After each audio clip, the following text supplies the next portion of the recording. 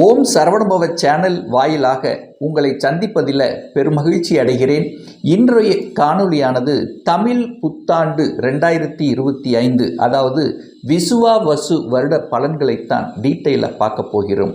இந்த தமிழ் புத்தாண்டானது ஏப்ரல் மாதம் 14ஆம் தேதி அதாவது சித்திரை மாதம் 1ஆம் தேதி பிறக்க இருக்கிறது. அப்போது இந்த தமிழ் வருட பலன்களை பார்க்கும் பொழுது வருடாந்திர கிரகங்களினுடைய அடிப்படையில் பலன் அமையும். ஸோ அதன்படி பார்க்கும் பொழுது குரு பகவான் வருகின்ற 14/5/2025 அதாவது சித்திரை மாதம் 31ஆம் தேதி குரு பகவான் ரிஷப மனையிலிருந்து மிதுன மனைக்கு பயிற்சியாகிறார். அப்போது இந்த குரு பகவானுடைய அமைப்பை வைத்து கொண்டும் அந்த குரு பார்க்க கோடி நன்மை என்கின்ற அடிப்படையில் அந்த குரு பகவான் துலாம் மனையையும் தனுசு மனையையும் கும்ப மனையும் பார்த்து புனிதப்படுத்துகிறார். ஸோ அதே போலவே இந்த குரு பயிற்சிக்கு அப்புறம் ஒரு 4 நாட்கள் கழித்து அதாவது 19/5/2025 அன்று அதாவது வைகாசி மாதம் 5ஆம் தேதி ராகு கேது பயிற்சியும் நடக்க இருக்கிறது. அந்த ராகு பகவான் மீன மனையிலிருந்து கும்ப மனைக்கு பயிற்சியாகிறார். அதே போல கேது பகவான் கன்னியிலிருந்து சிம்ம மனைக்கு பயிற்சியாகிறார். ஏற்கனவே சனி பகவானுடைய பயிற்சி நடந்து முடிந்து விட்டது. அதாவது மார்ச் மாதம் 29 அதாவது மீன மனையில் அமர்ந்து கொண்டு சனி பகவான் இந்த வருடம் முழுவதும் பலனை கொடுக்க போகிறார். அப்போது இந்த 3 கிரகங்களினுடைய அடிப்படையில் இந்த தமிழ் வருடம் அதாவது விசுவாவசு வருடம் எப்படி இருக்க போகுது என்பதை இந்த 12 ராசிகளுக்கும் தனித்தனியே பார்க்கலாம். ஸோ அதற்கு முன்னால் நம்முடைய சேனலை நீங்கள் ஃபஸ்ட்டு டைம் பார்ப்பவர்கள் என்றால் மறக்காமல் சப்ஸ்கிரைப் பண்ணிக்கிங்க.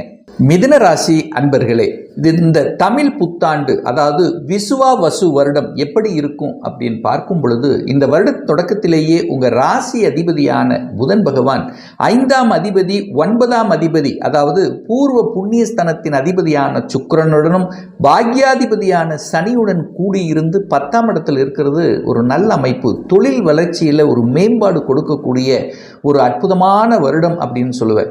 அதே சமயத்தில் ஏற்கனவே சனி பயிற்சி நடந்து முடிந்து விட்டது. அப்போ 9ஆம் இடத்திலிருந்து சனி பகவான் இப்போ 10ஆம் இடத்துக்கு வந்துட்டார். இந்த சித்திரை மாதம் 31 அதாவது 14/5/2025 குரு பகவான் இதுவரைக்கும் விரயஸ்தானத்தில் இருந்து இப்போ உங்கள் ராசியிலே வந்து அமருவது ஒரு நல்ல அமைப்பு. அப்போது ராசியிலே குரு பகவான் அமரும் போது ஒரு குரு அப்படிங்கிறது ஒரு நன்மையை தரக்கூடிய ஒரு பெரிய மனிதர்களின் தொடர்பை கொடுக்கக்கூடிய அந்த குரு பகவான் உங்கள் ராசியிலேயே அமரும்போது பெரிய மனிதர்களினுடைய தொடர்புகளை கொடுக்கும், குருவார்களினுடைய ஆசீர்வாதத்தை கொடுக்கக்கூடிய ஒரு நல்ல வருடம். அப்போது இந்த வருடம் உங்களுடைய சிந்தனைகள் செயல்கள் அத்தனையும் தொழில் சார்ந்த விஷயத்தில் இருக்கும். தொழிலை எப்படி அபிவிருத்திப்படுத்துவது, தொழிலை எப்படி மேம்படுத்துவது, தொழிலை அடுத்த கட்டத்துக்கு நகர்வது, இதற்கான அத்தனை அம்சங்களையும் அதற்கான ஸ்ட்ராட்டஜி பிளான் வகுத்து திறம்பட செய்யக்கூடிய ஒரு அற்புதமான ஒரு வருடம் தான் இந்த தமிழ் வருடம் அப்படின்னு சொல்லணும். இந்த மிதுன ராசி அன்பர்களுக்கு தனத்தில் எந்த குறைபாடும் ஏற்படுத்த போவதில்லை.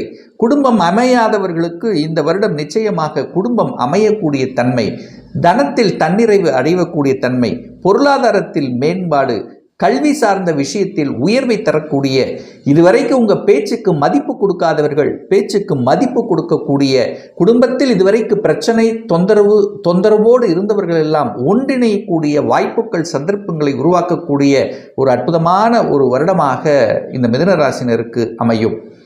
உங்களுடைய முயற்சிகள் அத்தனையும் பலிக்கும், தொட்டது துளங்கும், எடுத்த காரியங்கள் நடக்கக்கூடிய தன்மை.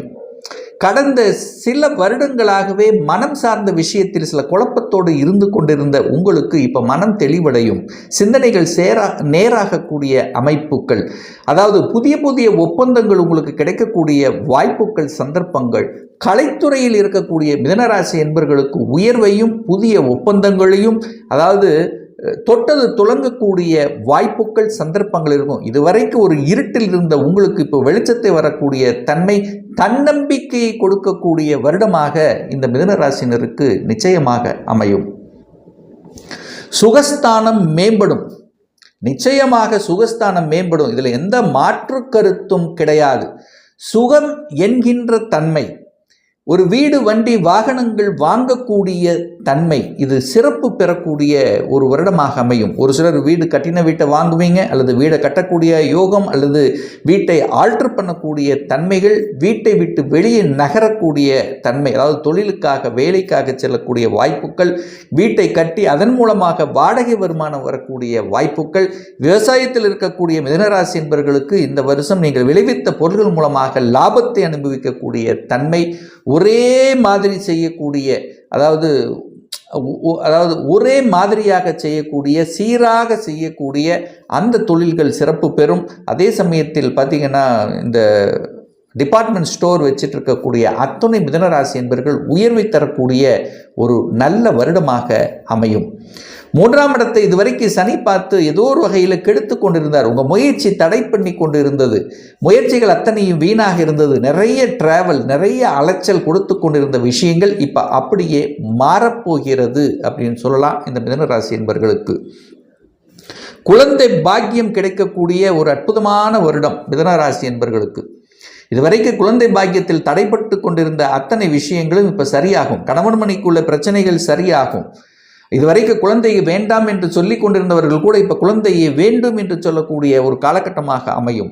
ஏன்னா குரு பகவான் லக்னத்தில் வந்து அமர்ந்து கொண்டு தனது 5ஆம் பார்வையாக 5ஆம் இடமான பூர்வ புண்ணிய ஸ்தானம், பஞ்சமஸ்தானம், குழந்தை ஸ்தானத்தை பார்த்து கொண்டிருக்கிறார். அப்போ குழந்தையை கொடுப்பதற்கு ரெடியாக இருக்கிறது இந்த தமிழ் புத்தாண்டு அப்படின்னு சொல்லுவேன். அப்போ குழந்தைகள் பாக்கியம், குழந்தைகளால் மனமகிழ்ச்சி, குழந்தைகளினுடைய நலன்கள் சிறப்பு பெறும். குழந்தையோடு சண்டை போட்டு கொண்டிருந்தவர்கள், குழந்தைக்கு உங்களுக்கும் கருத்து வேறுபாடு ஏற்பட்டு கொண்டிருந்தவர்களுக்கெல்லாம் சரி செய்யக்கூடிய சந்தர்ப்பங்களை உருவாக்கும். அதை கெட்டியாக பிடித்து கொள்வது நல்லது இந்த மிதுனராசி அன்பர்களுக்கு அப்படின்னு சொல்லுவேன். குலதெய்வத்தினுடைய அருள் கிட்டும். எத்தனையோ இஷ்ட தெய்வத்தை வழிபட்டு கொண்டிருந்த உங்களுக்கு அந்த குலதெய்வத்தினாலேயும் உங்களுடைய இஷ்ட தெய்வத்தின் மூலமாகவும் அனுகூலங்கள் கிடைக்கக்கூடிய நல்ல தன்மை. ஒரு நல்ல வாழணும், ஜாம்னு வாழணும், எனக்கு ஒரு புகழ் கிடைக்கக்கூடிய தன்மை, திருப்தியாக இருக்கக்கூடிய தன்மை. ஸோ இந்த மாதிரியான விஷயங்கள் அத்தனையும் சிறப்பு பெறும். ஸோ 6ஆம் இடத்தை இதுவரைக்கும் சனி பார்த்து கெடுத்து கொண்டிருந்தது. ஏதோ ஒரு வகையில் 6ஆம் இடத்துல கடன், நோய், எதிர்ப்பு, பகை, வம்பு, வழக்கு என்று ஏதோ ஒரு வகையில் சிக்கி கொண்டிருக்கக்கூடிய இந்த மிதுனராசி என்பவர்கள் அதிலிருந்து வெளிவரக்கூடிய அத்தனை அம்சங்களும் இந்த காலகட்டம் உருவாக்கும் நிச்சயமாக. அப்போ கடன் விஷயத்தில் கடன் மூலமாக அனுகூலங்கள் வாங்கக்கூடிய தன்மை, கடனால் அனுகூலங்கள், கடன் சார்ந்த விஷயத்தில் நன்மைகள், கடன் வாங்கி அந்த கடனை அடைப்பதற்கான சாத்தியக்கூறுகள். அப்போ கடன் வாங்கி ஏதாவது வாங்கியிருந்தால் அது இப்போ லாபமாக இருக்கக்கூடிய தன்மைகள். இப்படி கடன் மூலமாக அனுகூலம், ஆதாயம் பெறக்கூடிய ஒரு வருடமாக அமையும். 7ஆம் இடத்தை குரு பார்க்கிறார். குரு பார்த்தால் கோடி நன்மை. ஸோ இந்த வருடங்கள் சுப செலவுகள், சுப காரியங்கள் செய்யக்கூடிய வருடமாக இந்த மிதுனராசினருக்கு நிச்சயமாக அமையும்.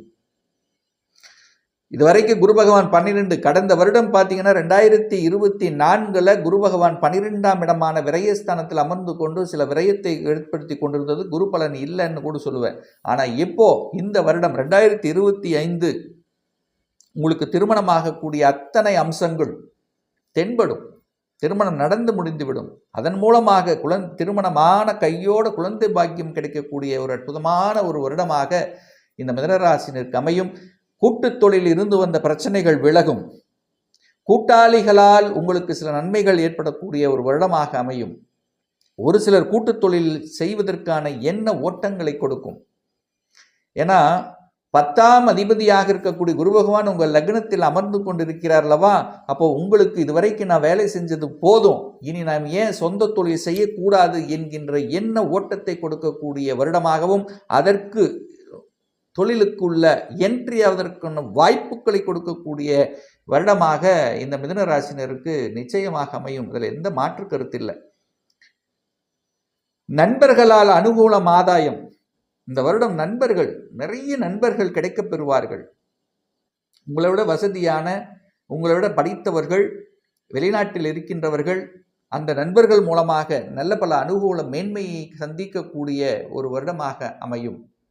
வெளிநாடு, வெளிநாட்டு பாக்கியங்கள், வெளிநாட்டில் இருக்கக்கூடிய தன்மைகள், வெளிநாட்டிலேயே பிஆர் வாங்கி அங்கே செட்டில் ஆகக்கூடிய அமைப்புகள், அல்லது வெளிநாட்டு கம்பெனியில் வேலை பார்க்கக்கூடிய அமைப்புகள், வெளிநாட்டு நண்பர்களால் அனுகூலம், ஆதாயம், இப்படி வெளிநாடு, அந்நிய மதம், அந்நிய மதத்தினர் மூலமாக நல்ல பல அனுகூல மேன்மைகளை கொடுக்கக்கூடிய ஒரு வருடம் இந்த மிதுன ராசி அன்பர்களுக்கு.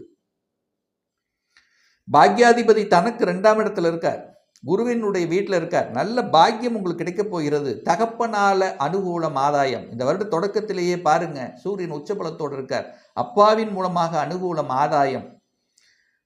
பூர்வ புண்ணியங்கள் பலப்படக்கூடிய ஒரு வருடமாக அமையும். பூர்வ புண்ணியத்தில், அதாவது பூர்வீகத்தில் இருந்து வந்த பிரச்சனைகள் தீர்ப்பதற்கு, அதாவது இந்த பாகங்கள் சொத்துக்களை தீர்ப்பதற்கு, சரியாக பங்கிடுவதற்கு உகந்த ஒரு வருடமாக அமையும். பூர்வீக சொத்துக்கள் கிடைக்கும், இல்லை இடம் வாங்குவீங்க, நிலம் வாங்குவீங்க. ஸோ இந்த மாதிரி சுகம் சார்ந்த விஷயத்தில் அனுகூலத்தை கொடுக்கக்கூடிய ஒரு வருடமாக அமையும். முதலீடுகளுக்குள்ள என்ட்ரி ஆவீங்க. ஒரு சிலர் ஷேர் மார்க்கெட் கை கொடுக்கும். இந்த வருடம் ஷேர் மார்க்கெட் சார்ந்த விஷயத்தில் அனுகூலத்தை கொடுக்கக்கூடிய வருடமாக அமையும். தொழில் ஏற்றம், மாற்றம், முன்னேற்றம், ஊர் மாற்றம், இடமாற்றம், உத்தியோக மாற்றம், ப்ரமோஷன். ஸோ இந்த மாதிரியான எக்ஸ்பெக்டேஷன் இருக்கக்கூடிய மிதுனராசி என்பவர்களுக்கு பூர்த்தி கொடுக்கக்கூடிய ஒரு நல்ல வருடமாக அமையும். இந்த வருடத்திலே பார்த்தீங்கன்னா சுக்கிரன் உச்ச பலத்தோடு வலிமையாக உட்கார்ந்திருக்கார். காதல் கைகூடும். ஒரு சிலர் காதலுக்குள்ள என்ட்ரி ஆவதற்கான வாய்ப்புகள், காதல் திருமணம் சம்பந்தப்பட்ட விஷயங்கள் சிறப்பு பெறக்கூடிய அமைப்பு. ரிசர்ச்சில் இருக்கக்கூடிய இந்த மிதுனராசி என்பவர்கள் ரிசர்ச்சை கம்ப்ளீட் பண்ணுவீங்க. ஒரு பிஹெச்டி பண்ணிகிட்டு இருக்கீங்க, இல்லை ஒரு பேட்டன்ட், ஒரு கண்டுபிடிப்பு, இந்த விஞ்ஞானம் சம்பந்தப்பட்ட அறிவியல் ஆராய்ச்சி சம்பந்தப்பட்ட துறையில் இருக்கக்கூடிய அத்துணை மிதுனராசி அன்பர்களுக்கு ஏற்றத்தை கொடுக்கக்கூடிய ஒரு வருடமாக அமையும்.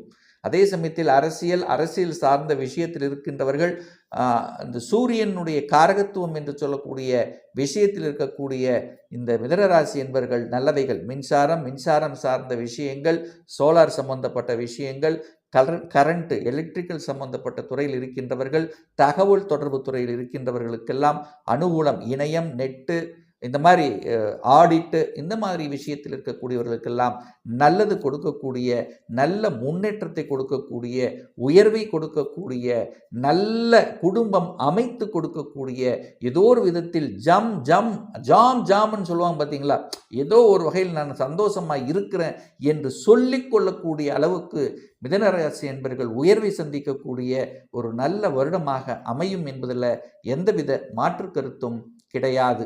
இந்த ராசி நட்சத்திரத்தில் பார்த்தீங்கன்னா பல கோடி பேர் இருப்பீங்க.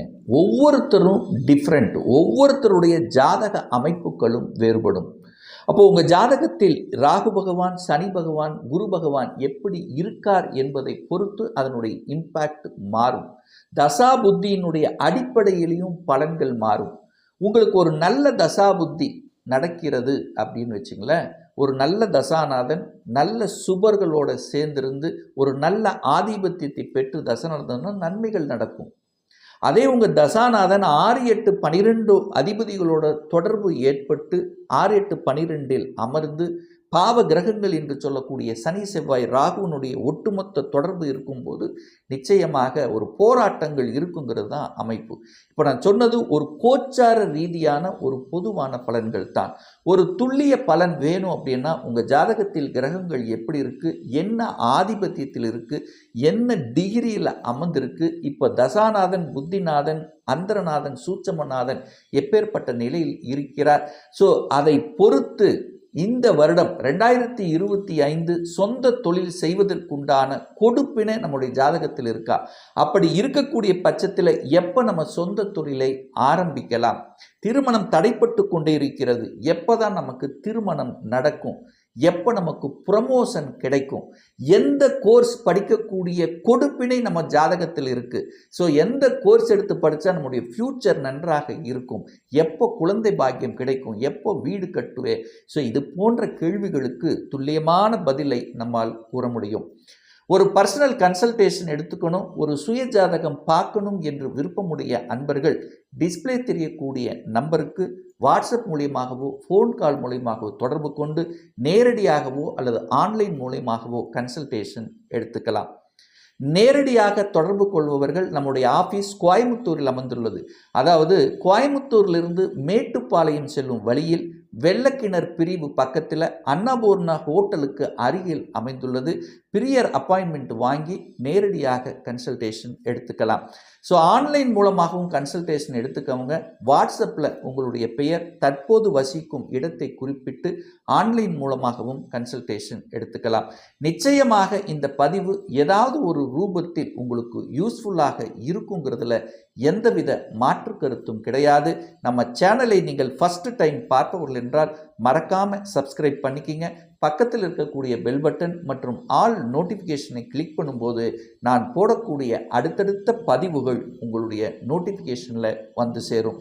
மீண்டும் ஒரு நல்ல பதிவில் உங்களை சந்திக்கும் வரை உங்களிடமிருந்து விடைபெறுவது உங்கள் அஸ்ட்ராலஜர் டாக்டர் சதீஷ்.